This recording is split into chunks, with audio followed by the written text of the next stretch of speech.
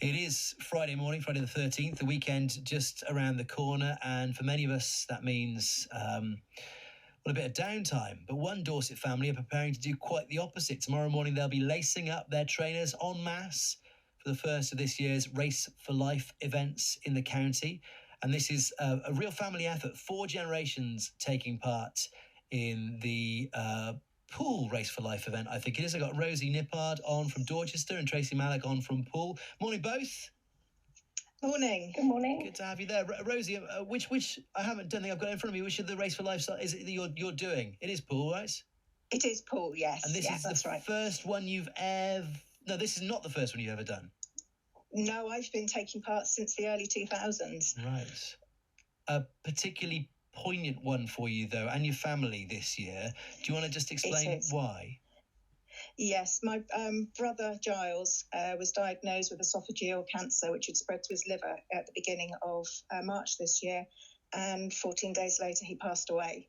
So it's a real poignant one for us this year. Yes. Gosh. I mean, I've not done a Race for Life myself, because when I used to, the last time I had the opportunity, I think they used to just be women only events. That's right. But yes.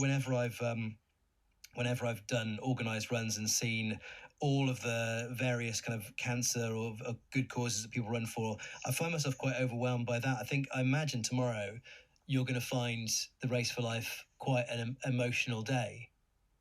It will be. I mean, it's always emotional. You read the backs of people's signs and everybody's there for a common cause, and we're all there for a goal to raise lots of money into research. So it's a really positive event as well as emotional. Yeah, and a real family effort as well. Take me through who's going to be joining you tomorrow.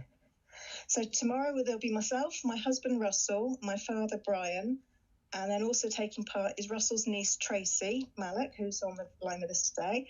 Her husband Andy, their son Callum, and her father Malk Sturgis. Wow, how lovely! Are you gonna all go for it, or are you gonna kind of go around hand in hand? Well, I think we'll be walking it, because my side of us, me, my dad, and my husband, we're a combined age of 190 years, so I think it might just be walking somehow. Well, that's perfectly reasonable. Tracey, let me bring you in there. So Rosie talking about the Giles and his esophageal cancer diagnosis, and the fact that he died with that cancer. How big of an impact has that had on the family? Yeah, I think unfortunately, as a family, as a joint, we've all had lost people with cancer. I lost my mum in 2020. She was diagnosed with a rare eye cancer in 2009. And then we thought that it was all over and it was all clear. And then it came back in 2020. They found out, and 5 weeks later, she sadly passed. But in 2009, when she was diagnosed, unfortunately, my husband lost his mum with breast cancer, same year that we got married. So 2009 was good and bad, but everybody's been affected by cancer in some way within our entire family. So it's quite nice, like Rosie said, that we're all going to be doing it together. That's a positive thing. Rather than sort of focus on the sort of negativity of it. I think we just need to raise as much money as possible, and that's all of our goals, really. And what a spectrum of ages as well. I won't go back to Rosie's description of the total ages of the older end of the spectrum, but Callum's taking part as well. Your son, he's 11. How's he feeling about it?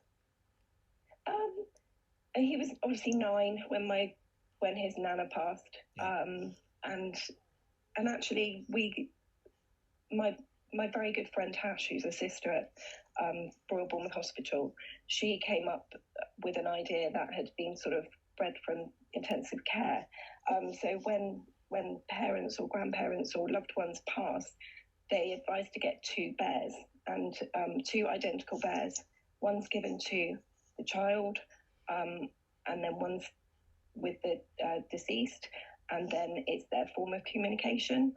So he's named the bear Jimmy, and don't know why that name, but that bear came with us last year on the Race for Life when we did it, and it will come with us again, and it's got its own bandana this year, Race for Life bandana. Well, of course, it can be a yeah. sweaty event.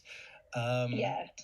Look, you know, like I said to Rosie, I hope that it is an empowering day. You know, I'm sure it'll be an emotional day as well. And, you know, good luck with it. Thank you so much for coming on to talk to us today.